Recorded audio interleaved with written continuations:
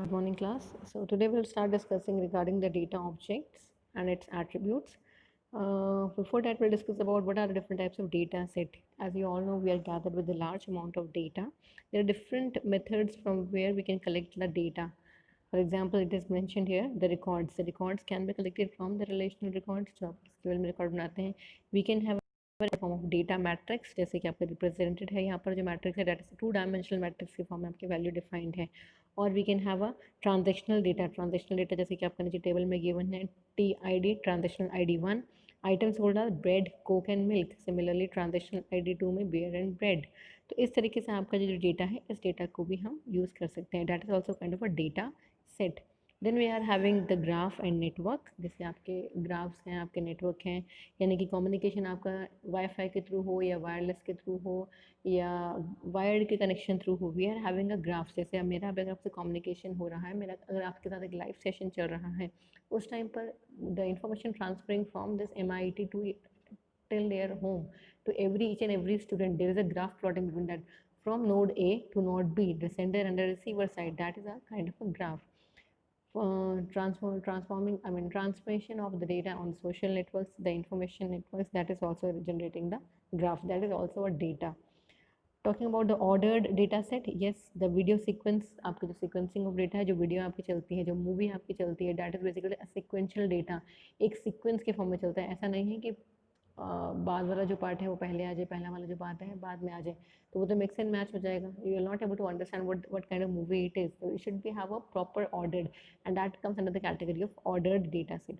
Then the temporal data set, that is the time series data set, जो time के according काम करे, time के ऊपर जो डिपेंडेंट होता है. For example a very famous example is stock market. Then sequential data, yes the transaction sequence, जो आपको यहाँ पर ट्रांजेक्शन टेबल गिवन है, एक सीक्वेंस में डेटा जो जनरेट होता है, that is your sequence data और transaction sequence data. Then coming to what do you mean by record data, that is again an example. Record data में we are having the collection of records, we are having some fixed set of attributes. जैसे इसमें आपका example एक transaction ID है, refund एक attribute है, marital status, taxable income and cheat sheets.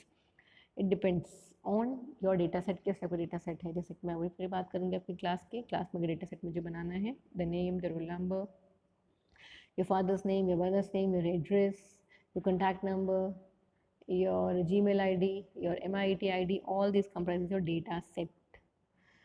Talking about the multi-dimensional data set and two-dimensional data set, आपका ये जो यहाँ पर टेबल फॉर्म में रिप्रेजेंट है, इन विच 3 एट्रीब्यूट्स है mention, city, time and total revenue.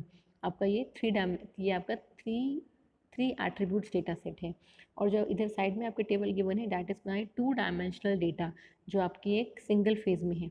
अगर ये जो 3 डेटा है, जो 3 एट्रीब्यूट डेटा है, मुझे अगर उसको मैट्रिक्स के फॉर्म में रिप्रेजेंट करना होगा, तो we are representing that data in the form of multi dimensional cube, जो हम फर्दर पढ़ेंगे आगे. जैसे अगर आप बात करें, आपने डाइस देखा होगा जब आप लूडो खेलते हैं या स्नेक एंड लैडर गेम खेलते हैं, दैट डाइस, उस डाइस के ऊपर ही मैं डेटा को स्टोर करूँगी. Means we are having 6 phases on that dice.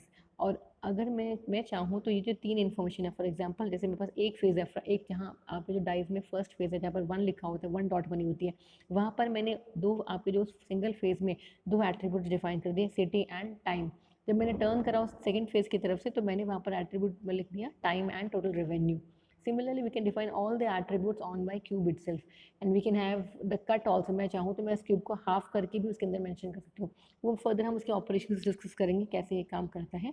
That is the representation of a 3D data and the 2 dimensional data. Then it is coming the transactional data. Transaction के form में data अगर आपके पास है, T1 T2 T3 customer, C1 C2 और उन्होंने क्या क्या items purchase करे हैं. Similarly I can have the representation of data in the form of customer details. अगर कस्टमर के फॉर्म में मैं बात करती हूँ, C1 कस्टमर ने T1 ट्रांजेक्शन में A और B आइटम्स परचेज करें, T2 ट्रांजेक्शन में C और D आइटम्स परचेज करें, और T5 टाइम में उसने A और E परचेज करें. That is also representation of a data. Coming to data objects. Data objects की अगर मैं बात करती हूँ, a data objects represents an entity. Entity means every single object is an entity. Everything is an entity, each and everything. For example, here mentioned here it as sales database में customers हैं, store items हैं, sales हैं, they all are data objects. Medical database की बात करते हो, patients हैं, treatments हैं. यूनिवर्सिटी डेटाबेस में बात करते हैं, students, professors, courses, they all are the categorization in data objects. More examples like samples, examples, instances, data points, objects, and tuples. They all are the synonymous for the data object. हम data objects को data samples भी कह सकते हैं, data examples भी कह सकते हैं, इंस्टेंसेस भी कह सकते हैं, डेटा पॉइंट्स भी कह सकते हैं, ऑब्जेक्ट्स तो कहते ही हैं, और इनको डेटा टपल्स भी कह सकते हैं। Data objects are further described by the attributes, यानी कि आपके पास एट्रीब्यूट्स के बिहाफ पर ही आप डेटा ऑब्जेक्ट्स को डिफाइन कर सकते हो। If I talk collectively, database में जो आपके रोज होती हैं उनको हम कहते हैं डेटा ऑब्जेक्ट्स, और जो कॉलम्स होते हैं उनको हम कहते हैं attributes. With this pictorial representation you will get more clear. ये आपके एट्रीब्यूट्स की वैल्यूज हैं जो ऊपर प्रेजेंट है, और जो साइड में ही आपके सारे हैं data objects. Coming to the attribute, what is an attribute? An attribute is a data field representing a characteristic or feature of a data object. For example, customer ID, name and address. They all are the attributes. They all are the attributes who is representing the detailed about that data. Talking about the different types of attribute, three categories: nominal, binary and numeric. Numeric also categorized further quantitative and qualitative. Quantitative is interval scaled or ratio scaled. With the pictorial representation, qualitative and quantitative. Qualitative, if I categorize, nominal, ordinal, binary. Binary is categorized into symmetric and asymmetric. Quantitative, discrete and continuous. मैंने बताया था पीछे आपको qualitative और quantitative में क्या difference है। Qualitative means I am talking about the quality. जैसे मैंने आपको एग्जांपल दिया, मेरे गार्डन में कितने सुंदर, कितने सारे फ्लावर्स हैं, रेड कलर के फ्लावर्स हैं, that is about the qualitative. And if I do the counting of those flowers, that is the quantitative. Coming to the attribute types, मैंने अभी पीछे भी बताया है। First is the nominal. Nominal की अगर मैं बात करती हूँ, nominal means categorization, you are defining the categories to your data. For example, if I am doing the categories of the hair colour auburn black, I'm giving one number.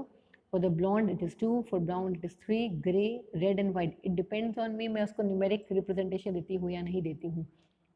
It's not mandatory कि आपको उसमें number define करना ही करना है। You can only do the categorization of that. जैसे आपका marital status है, मैरिटल स्टेटस है मैरिड एंड अनमैरिड, दो ही कैटेगरीज आपकी आ सकती हैं। you if you want to give any numeric value to that, then you can give, it's your choice. Occupation means like professor, doctors, engineers, they all come in the category of occupation. ID numbers, zip codes, that is the pin codes, ये सारे के सारे आपके nominal में आते हैं। यानी कि overall I am saying it is basically categorization, जो हमारे डेटा को कैटेगरी की फॉर्म में डिवाइड करो, that is a nominal data. See बेटा, जब आप एनालिटिकल टूल पे आप काम करेंगे तो आपके पास ये ऑप्शन आएगा कि आप किस टाइप के डेटा पे काम करना चाहते हैं। You want to work on nominal data, you want to work on binary data, you want to work on ordinal data. जब हम इसको प्रैक्टिकल आपका एक टूल को यूज़ करके आपको दिखाऊंगे, तब at that time I will show you कि कैसे आपका ये they will ask about all this questions. Now coming to the binary form, binary is as the name suggests 0 and 1 form. To states आपके इसके अंदर होते हैं, वो भी आपके दो तरीके से होता है, एक होता है सिमेट्रिक बाइनरी, एक होता है आपका asymmetric binary. Symmetric binary means both the categories, it's either it is 0 or it is 1, they both are equally important. For example, gender is male and female.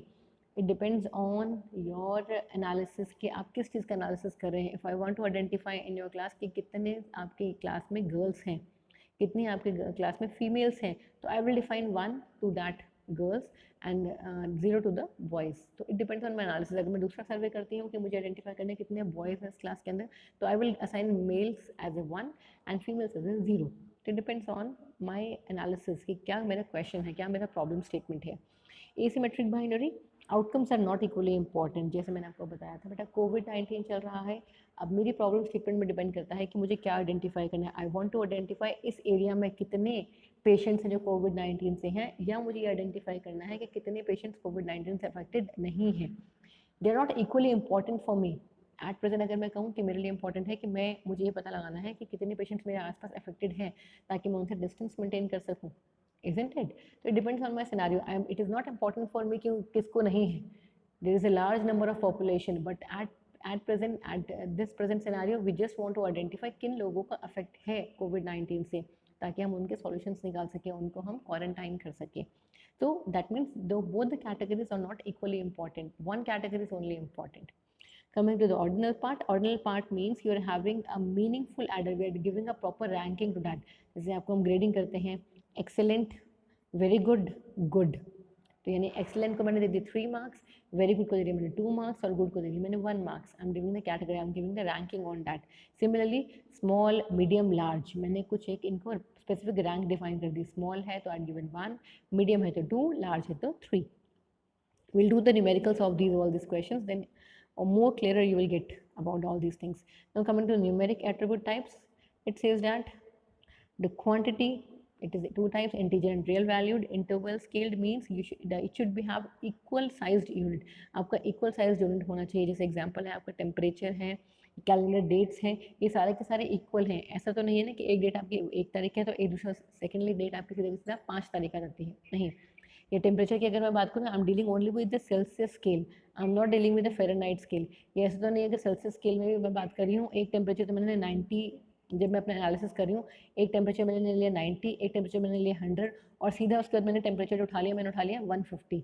तो जो स्केल है वो मेरा इक्वल नहीं है, तो मेरा डेफिनेटली मेरा आंसर जो एक्यूरेटली. सो वो that part I have to deal equally. If I want to do the analysis on the equally scaled data, at that time I will use the interval scale data. No true zero point, yes इसमें zero का कोई महत्व नहीं है. Practicality की अगर मैं बात करती हूँ, टेम्परेचर में अगर जीरो की बात करूँ, जीरो मीन्स नथिंग.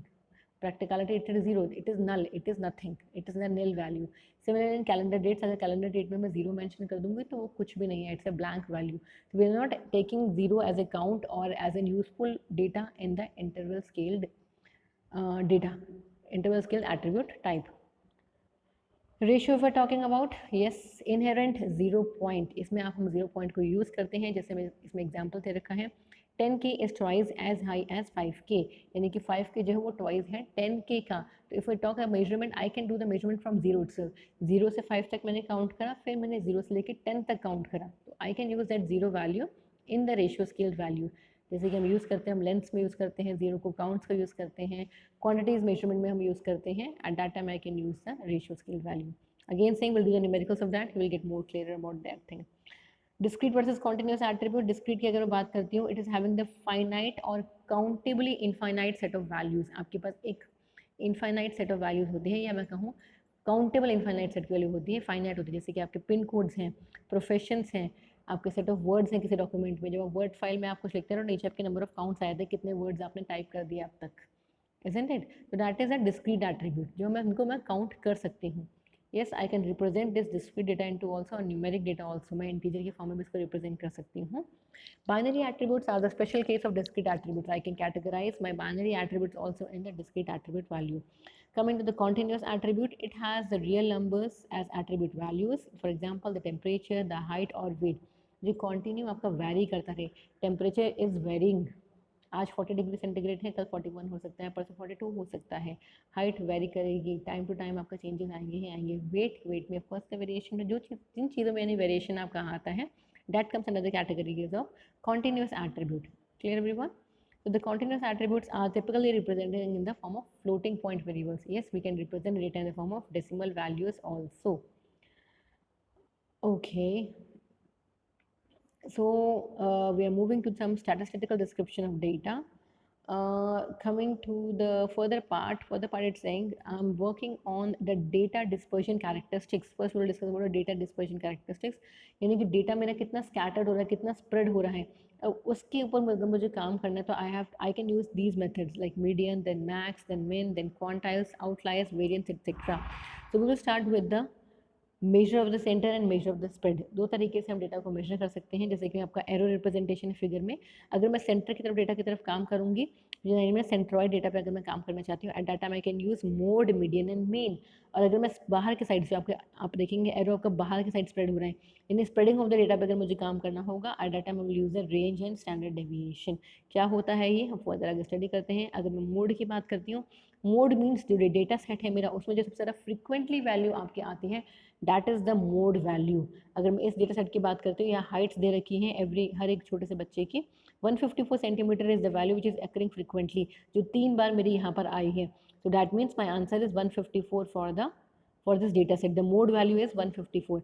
अगर इसकी जगह कोई ऐसी एक और वैल्यू होती है जो 2 बार आई होती है इस मोड के अंदर, तो एट दैट टाइम वो 2 वैल्यूज़ मेरी मोड में काउंट होती है. It is called as bimodal. एक वैल्यू है तो यूनी मॉडल, 2 वैल्यू है तो बाई मॉडल, 3 वैल्यू है तो ट्राई मॉडल, और अगर 3 से भी ज़्यादा है तो we will call it as multi modal data set. Coming to the centre part of the data, अगर मुझे सेंटर की बात करनी है तो I can use the median also. Median means the middle of an order data set. मुझे middle value अगर निकालनी है, अगर ऑड नंबर है डेटा सेट का, तो मैं क्या करूँगी, इसमें से मिडिल वैल्यू निकाल लूँगी. जैसे कि मैंने इस डेटा सेट को सॉर्ट कर लिया, सॉर्ट करने में जो मेरे पास मिडिल की वैल्यू आई, that will be my median value. Similarly अगर मेरे पास even number of data set है तो मैं क्या करूँगी, दो वैल्यूज़ जो सेंटर वाली वैल्यूज़ हैं उन दोनों वैल्यूज़ को लूँगी, उसमें से मैं जो सेंटर वैल्यू निकालूंगी विच इज 5.5, जो पोजीशन वैल्यू लिया मैंने 5.5, इन दोनों का मैंने जब एवरेज निकाला इट इज कमिंग टू 154.5, जो मेरा मीडियन बन जाएगा for the even data set. Now coming to the measure of the center, that is the mean. It is called an arithmetic average mean. Mean निकालने के लिए simple method है आपका summation of x i upon whole n, that means we will do the summation of all the data values divided by the total number of data values. Fine. Now coming to the measure of the spread, that is range and standard deviation. अगर मैं spreading की बात करती हूँ, range is very simple. आपके data set में जो maximum value है और जो मिनिमम वैल्यू है उन दोनों को अगर मैंने माइनस कर दिया, it will come under the categories of the range. 196 minus 139 is the range of this data set.